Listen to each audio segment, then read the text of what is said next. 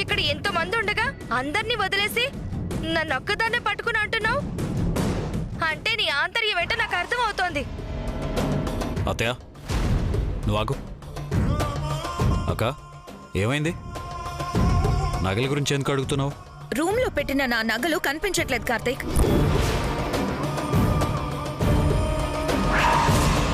ఒకటి కాదు, రెండు కాదు, 10 లక్షలు.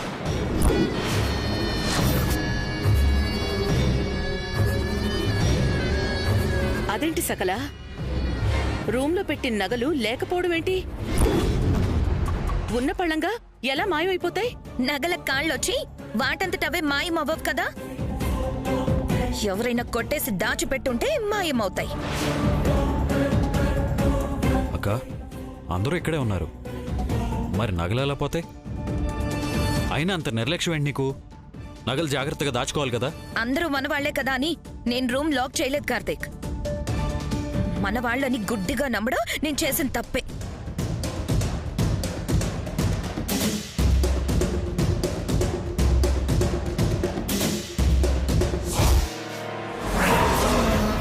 అమ్మకుట్టి ఆంటీ, నా నగలు మీరేమైనా చూసారా? అయ్యో లేదమ్మా, నేనిక్కడి నుంచి కదలను కూడా కదల్లేదు. అసలు అటువైపే రాలేదు. మీరేమైనా చూసారా? లేదు, చూడలేదు.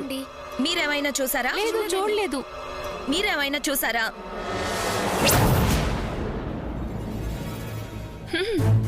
అంతా మాయలా ఉంది. నా చిన్నప్పుడెప్పుడో మా అమ్మమ్మ చెప్పిన సామెత గుర్తొస్తుంది. అందరూ శాకాహారులట, కానీ చేపల బుట్టలు, రొయ్యల బుట్టలు కనపడకుండా మాయమయ్యాయట. ఇప్పుడు ఇక్కడ పరిస్థితి కూడా అలాగే ఉంది. అంటే ఏంటమ్మా మీరనేది? ఇంకా అనడానికి అర్థం కాకపోవడానికి స్పెషల్ గా ఏముంది? అందరూ ఎవరికి వాళ్ళు మాకు తెలీదు, మేము చూడలేదు అంటున్నారు. మరి ఎవరో ఒకరు తీయకపోతే, దొంగతనం చేయకపోతే నా నగలు ఎలా పోతాయి? చెప్పండి చెప్పండి.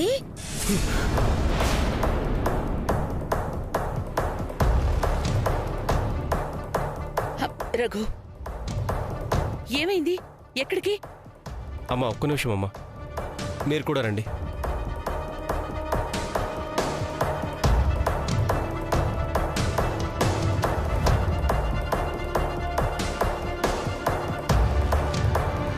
సకల, బుద్ధుందా నీకు? శుభం అంటూ నిశ్చితార్థం జరుగుతుంటే ఏంటి నీ గొడవ? 10 లక్షలు నగలు పోయాయని నేను టెన్షన్ పడుతుంటే గొడవ చేస్తున్నానంటావేంటమ్మా నువ్వు? నగలు కనబడకపోతే తర్వాత వెతుక్కోవచ్చు, లేదంటే మళ్ళీ కొనుక్కోవచ్చు. వాటి కోసమని నిశ్చితార్థం ఆపుతావా? అమ్మా, నీ మాటలు వింటుంటే నాకు ఆశ్చర్యంగా ఉంది, అంతకంటే ఎక్కువగా షాకింగ్ గా ఉంది.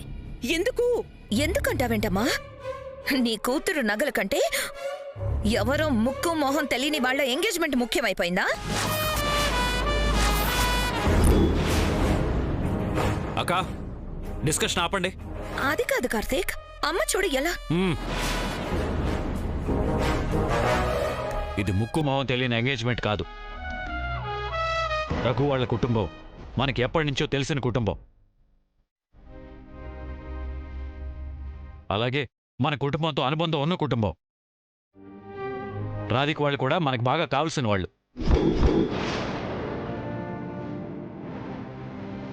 ఇది ఒక రకంగా మన ఫ్యామిలీలో జరుగుతున్న ఎంగేజ్మెంట్.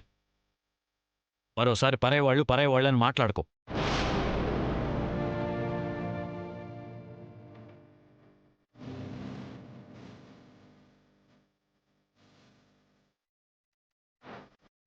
ఇవి మా బ్యాగ్స్. ఒకవేళ నేను నగలను దాచిపెట్టి బ్యాగ్స్ను తీసుకొచ్చానని అంటారేమోనని నాతో పాటు మీ వాళ్ళని కూడా తీసుకెళ్ళాను. చూడండి చూడండి, నగలేమైనా ఉన్నాయేమో చూడండి. చూడండి, చూసుకోండి. చూడండి మేడం, ఈరోజు మేము ప్రాణాలతో ఉండి 4 ముద్దలు తింటున్నామంటే అది ధర్మావతి అమ్మగారి భిక్ష.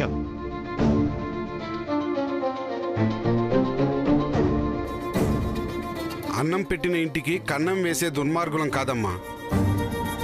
దయచేసి మరోసారి మమ్మల్ని ఇలా అనుమానించి బాధ పెట్టకండి. అమ్మా, నిశ్చితార్థానికి ముహూర్తం సమీపిస్తోంది. రఘు, నగల్లేవు, ఏమీ లేవు. ముందు నువ్వు వెళ్ళి కూర్చో. అమ్మా నువ్వుండు. నిశ్చితార్థం 10 నిమిషాలు లేట్ అయినా కొంపలేం మునిగిపోవు. కానీ నిశ్చితార్థం అయిపోతే ఎవరి దారిన వాళ్ళు వెళ్ళిపోతారు. అప్పుడు నా నగలు ఎవరు కొట్టేశారనేది, ఎలా పోయాయి అనేది అర్థం కాకుండా పోతుంది. సకల, ముందు నిశ్చితార్థం జరగని, తర్వాత మాట్లాడుకుందాం. ఏంటమ్మా తర్వాత మాట్లాడుకునేది? నువ్వు ఎంతసేపు నిశ్చితార్థం నిశ్చితార్థం అని ఆలోచిస్తున్నావు తప్ప నగలు వేళ్లు తీలేదంటే మరి ఎవరు తీసుండొచ్చని ఆలోచిస్తున్నావా? వీళ్ళు కాకుండా బయట వాళ్ళు ఇంకెవరున్నారు?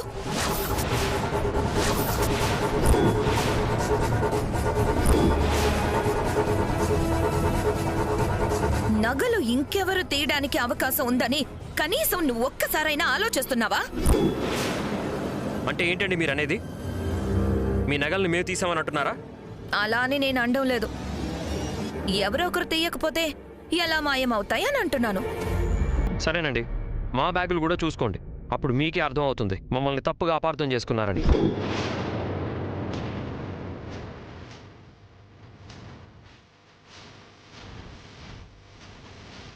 ఓం బాబు మావయ్య, ఎందుకైనా మంచిది నువ్వు కూడా వెళ్ళు. అలాగేనమ్మా.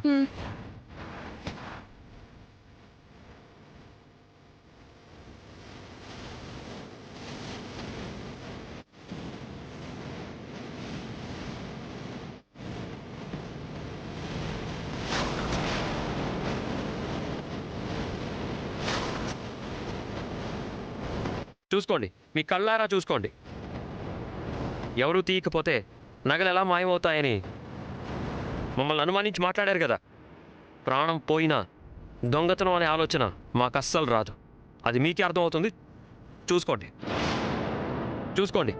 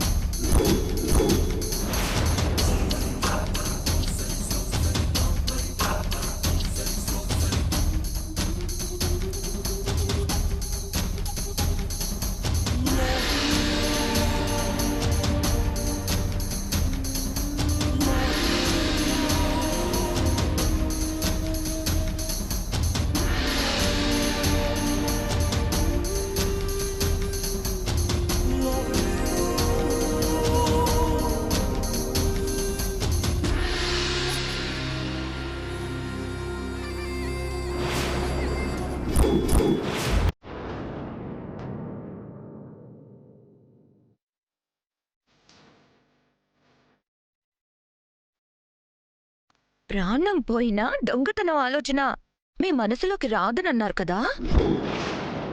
మరి ఈ నగలు మీ బ్యాగ్లోకి ఎలా వచ్చాయో? లేదండి, ఈ నగల గురించి మాకు తెలీదు. అసలు ఈ బ్యాగ్లోకి ఆ నగలు ఎలా వచ్చాయో మాకు అర్థం కావడం లేదు. ఛా, నిజమా? ఇంకా నయం ఎగురుకుంటూ వచ్చి మీ బ్యాగ్లో పడ్డాయని అనలేదు.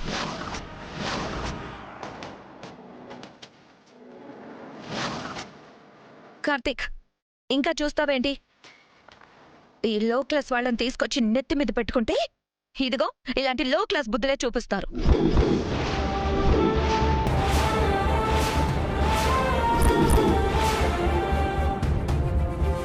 ఏమండి, నిజంగా ఈ నగలు నా బ్యాగ్లోకి ఎలా వచ్చాయో నాకు తెలీదు.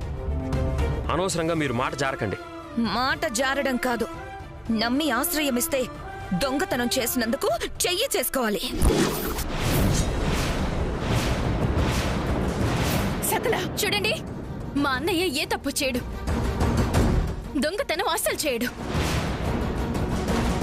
ఎక్కడ ఏదో పొరపాటు జరిగింది. ఎవరో కావాలని మా మీద నింద వేయాలని చూస్తున్నారు. చాలే ఆపు. దొంగతనం చేసిందే కాకుండా ఏదో పెద్ద నీతిమంతులు మాటలు చెప్తున్నావు? కార్తీక్, ఇంకా అలాగే ఉన్నావేంటి? వీళ్ళ నిజ స్వరూపం ఏంటో కళ్ళారా చూసావు కదా? మెడపట్టుకుని బయటికి గంటేశాయి.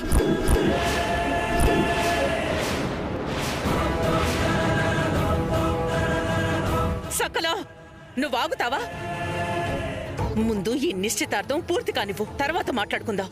అమ్మా, వీళ్ళు దొంగతనం చేశాక కూడా ఇంకా నిశ్చితార్థం అంటావేంటి? వీళ్ళని ఇలాగే వదిలేస్తే ఈ రోజు నగలు కొట్టేసినట్టు రేపు ఏకంగా ఈ ఆస్తినే కొట్టేయాలని ప్లాన్ వేస్తారు. ఇందుకే నిశ్చితార్థం ఇక్కడ వద్దు అని చెప్పాను. 1కి 100 సార్లు చెప్పాను.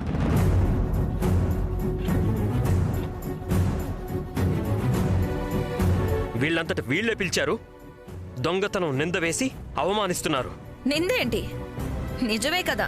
నిజమేంటో మా మనస్సాక్షికి తెలుసు. ఈ నగలు ఈ బ్యాగ్లోకి ఎలా వచ్చాయో ఆ దేవుడికి తెలుసు. రాధి, మనం ఇంకొక క్షణం కూడా ఇక్కడ ఉండాల్సిన అవసరం లేదు. వెళ్దాం, పదండి. పద. భార్గవ్, ఆగు. శుభం అంటూ నిశ్చితార్థం జరుగుతుంటే ఏంటిది? అమ్మా, మీకు నమస్కారం అండి. జరిగింది చాలు. మేమిక్కడే ఉంటే మా మీద ఇంకెలాంటి నిందలు వేస్తారు? ఈ నిందలు తట్టుకునే శక్తి మాకు లేదండి.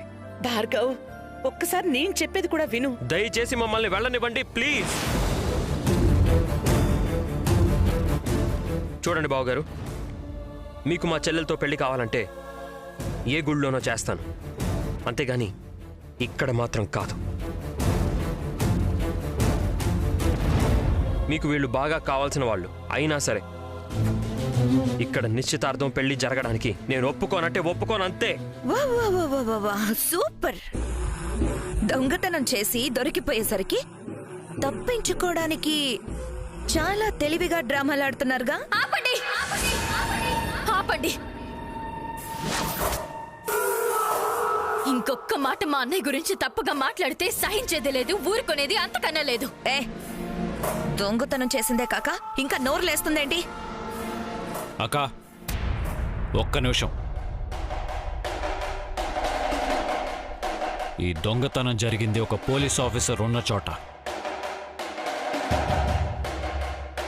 నగలు ఎలా మాయమయ్యాయో, ఈ బ్యాగ్లోకి ఎలా వచ్చాయో తర్వాత నేను తెలుస్తాను. ముందు నిశ్చితార్థం కంప్లీట్ అవనిద్దాం. కార్తిక్, అతని బ్యాగ్లో నగలున్నాయి. దొంగ కళ్ళ ముందు కనిపిస్తుంటే ఇంకా ఎంక్వైరీ అంటావేంటి? అతని బ్యాగ్లో నగలు ఉన్నంత మాత్రాన అతను దొంగతనం చేసినట్టు ఎలా అవుతుంది? ఎవరో ఒకరు కొట్టేసి అతని బ్యాగ్లో పెట్టేసి ఉండొచ్చుగా. అంత అవసరమా అతని మీద పగ? ఎవరికుంటుంది? ఎవరికుందో నేను ఎంక్వైరీ చేసి తేలుస్తానంటున్నాను కదా. ఈ విషయాన్ని నేను అంత తేలిగ్గా వదిలిపెట్టాను, కానీ ఈ నగల సంగతి నాకు వదిలే. భార్గవ్, ముహూర్తానికి టైం అయింది. నిశ్చితార్థం జరిపిద్దాం, వచ్చి కూర్చోండి.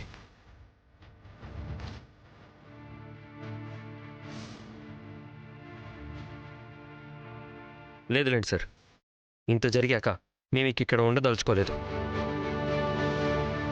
ఏదో ఒక గుళ్ళో నిశ్చితార్థం పెళ్లి జరిపించేద్దాం. మమ్మల్ని వెళ్ళనివ్వండి. చూడు, నువ్వు ఎలాంటి తప్పు చేయలేదని నీ మీద నీకు నమ్మకం ఉన్నప్పుడు నువ్వు ఇక్కడే ఉండాలి. నీ నిజాయితీ అందరికీ అర్థం కావాలి. అలా కాకుండా వెళ్ళిపోతే అందరూ నీ గురించి తప్పుగా మాట్లాడుకోవడానికి నువ్వే అవకాశం ఇచ్చిన వాడు అవుతావు. భార్గవ, తప్పు చేయనప్పుడు మనమెందుకు భయపడాలి? ఈ పోలీస్ అబ్బాయి విచారణ చేయిస్తానని అంటున్నారు కదా. అసలు దొంగ ఎవరో బయటపడతారు. మనం ఇక్కడే ఉందాం. భార్గవ్, అసలు దొంగ ఎవరో కార్తీక్ తేలుస్తాను అంటున్నాడు కదా. ఇక ఆ విషయం గురించి ఆలోచించుకు, బాధపడకు. ముందు ప్రశాంతంగా నిశ్చితార్థం కాని. పూజారి గారు, కానివ్వండి.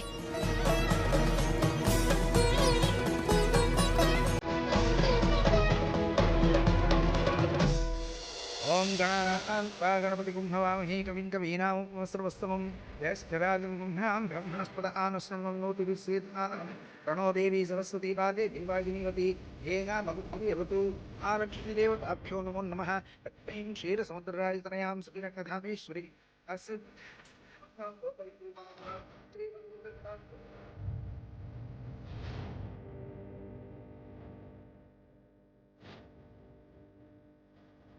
అమ్మా అబ్బాయి వేలికి ఉంగరం తొడుగమ్మా.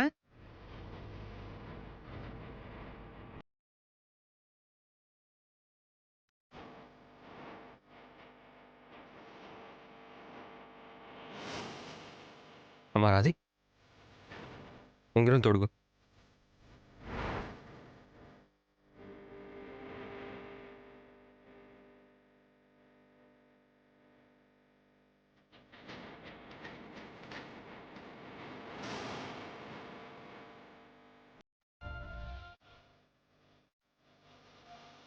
పెళ్లికి సంబంధించి ప్రతి తంతు జరుగుతుంది. కాని రాధికతో నీ పెళ్లి జరగకూడదు. రాధిక మెళ్ళో కార్తీక్ కృష్ణ తాళి కడతాడు.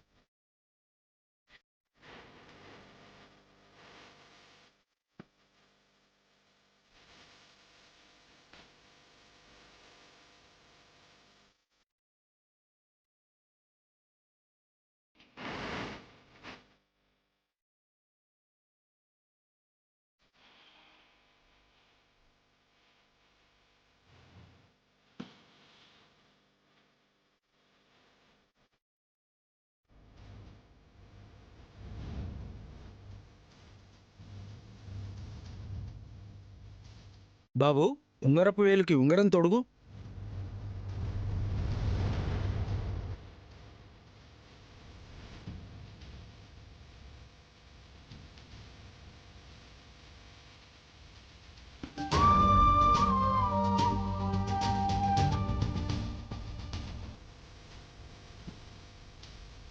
అమ్మా ఆ ఉంగరం వేలుకున్న ఉంగరం తీయమ్మా.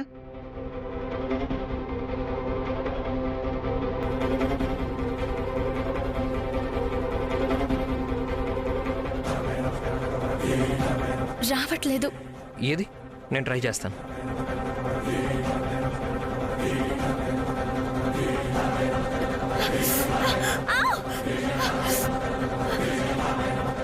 పూజారి గారు, రింగ్ రావట్లేదు.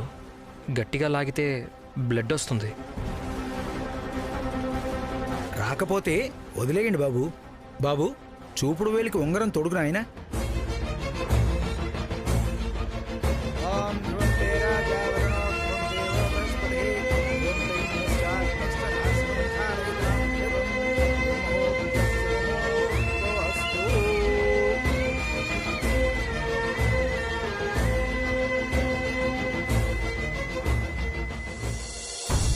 మేడం, రాధిక గారికి తక్కువ సైజు రింగు చేయించమని మీరెందుకు చెప్పారో నాకు ఇప్పుడు అర్థమైంది. అతను ఉంగరాన్ని ఉంగరపు వేలు కాకుండా చూపుడు వేలుకి తొడిగాడు కాబట్టి అది నిశ్చితార్థం కిందకి రాదు. అలాగే కార్తీక్ గారు స్వయంగా తన చేతులతో ఇచ్చిన ఉంగరం రాధిక గారి వేలుకు ఉంది కాబట్టి ఒక రకంగా కార్తీక్ సారికి రాధిక మేడంకి నిశ్చితార్థం జరిగినట్లే. అంతే కదా మేడం?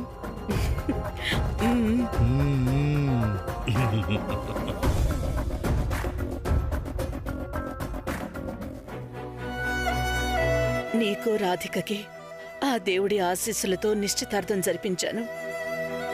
ఎల్లుండి 12:40 నువ్వు రాధిక మెళ్ళో 3 ముళ్ళు వేయబోతున్నావు. ఇది ఆ దైవ నిర్ణయం. నీ భవిష్యత్తు కోసం ఈ అమ్మ సంకల్పం.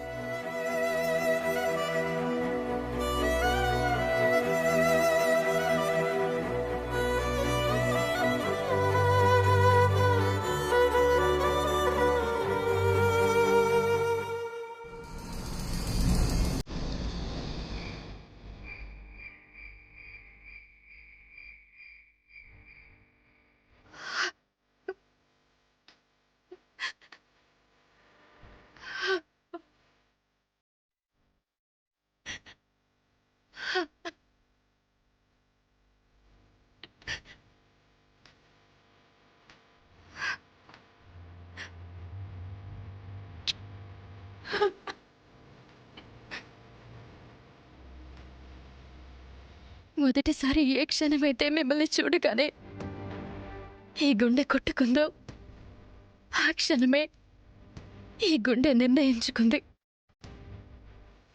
మీరే ఊపిరిగా బ్రతకాలని. నూరేళ్ల ప్రయాణం మీతోనే సాగిపోవాలని. ఆ అదృష్టాన్ని ఆ దేవుడు నా తలరాతలో రాశాడో లేదో తెలియదు కానీ ఈ ఉంగరం ద్వారా దాదాపుగా మీతో నిశ్చితార్థాన్ని రాసి పెట్టాడు.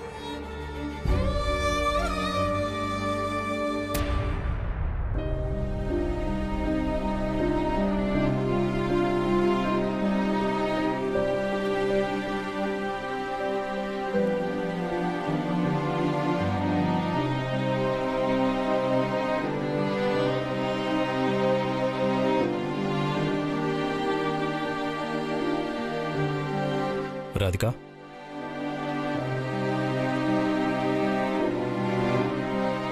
రాధిక,